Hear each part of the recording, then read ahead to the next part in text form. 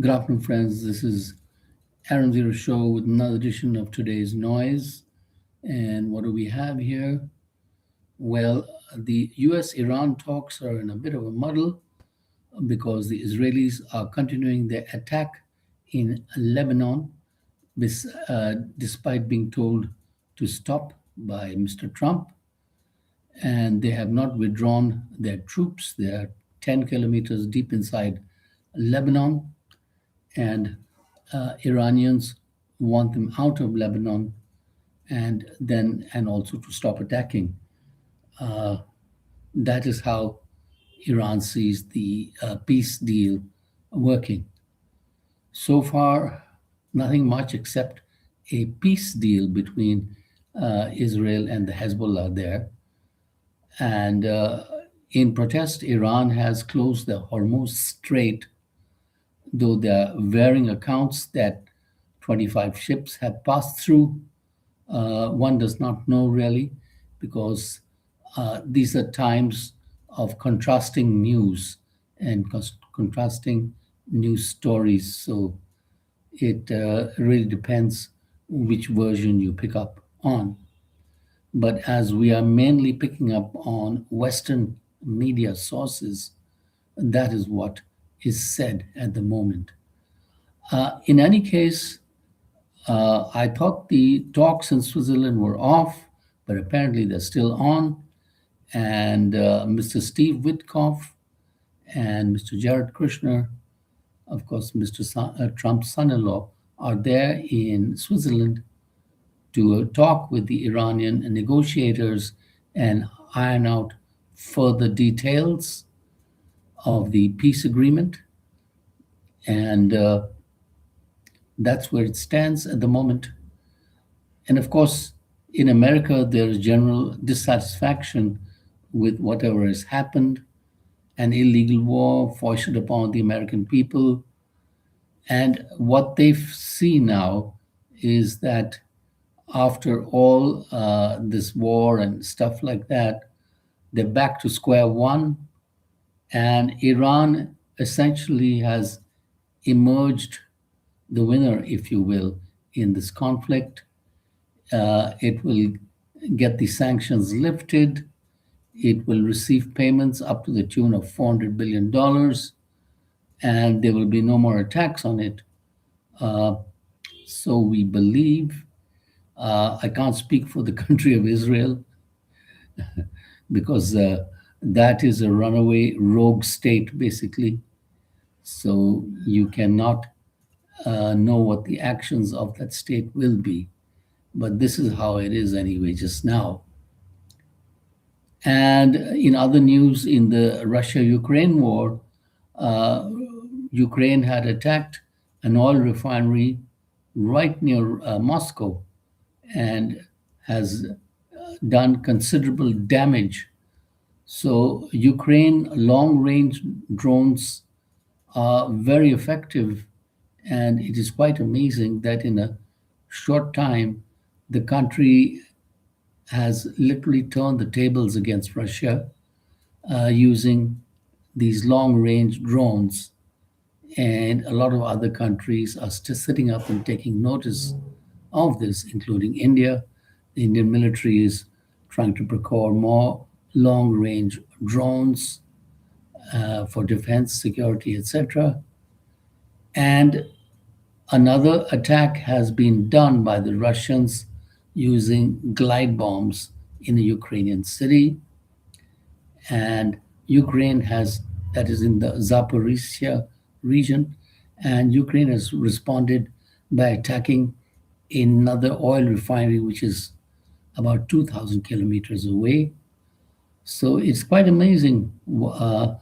Long-range drones, who would have thought they could be possible and that they could be successful in attacking an enemy's territory, but apparently they are.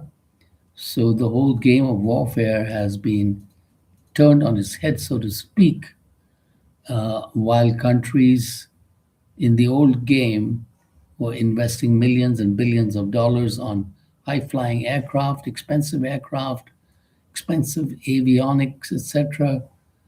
Now you have a drone which is maybe $5,000 or $10,000, which is creating damage with telling effect. So definitely it has changed the war game plan now. And that is what we see happening. In British news, it seems Mr. Keir Starmer will have to step down from the prime ministership as his rival has got more votes in a local election and he has lost the support of his party, so it seems. So that is what is going on there. And in India news, it was International Yoga Day, and Prime Minister Modi was doing a yoga sit-in there in Calcutta on a place called Red Road with 35,000 people in attendance. And he was demonstrating his various yoga asanas. And also, he has a program of giving West Bengal, which is now under BJP rule, 1,492 crores of aid in agriculture, railways, tech, and connectivity. So that will be a jumpstart for Bengal. And after being neglected a long time by petty politics and stuff, it seems it's on a roadmap. As Mr. Modi put it, there's a new fragrance in Bengal. So a lot more to be looking forward for the Bengal people, and a lot more development and stuff like that. Mr. Mukesh Ambani says that he's got the succession plan in place for his huge company, Reliance, and he's handing over the reins, so to speak, to his three children, and they will take over the reins of the Reliance Group while he will slowly step out of the way. And he believes in green technology and is working to change Reliance Oil into Reliance Chemicals and paving the way for green technology jobs, as he says, for about 200,000 people. So that is quite a look ahead.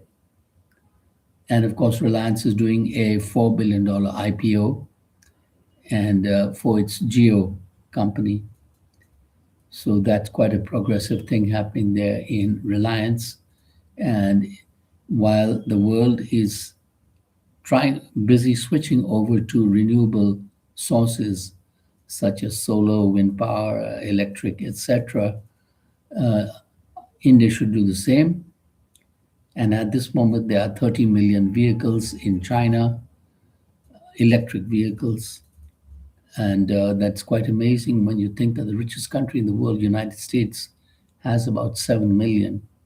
India is trying to play catch up and has a million plus electric vehicles on the road. So possibly a lower price electric vehicle hitting in the market would be a good thing. And also, of course, major usage of ethanol would help in clearing the air, so to speak.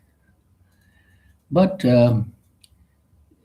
the Delhi weather is not too bad. If you look at it just now, we are 37, 38 degrees, while in Europe it is 40 degrees because of the sub-Saharan air dome over Europe. And the forecast, of course, is for possible rain, light rain. We will see where that goes. On that note, we thank you for watching. Subscribe. Thank you.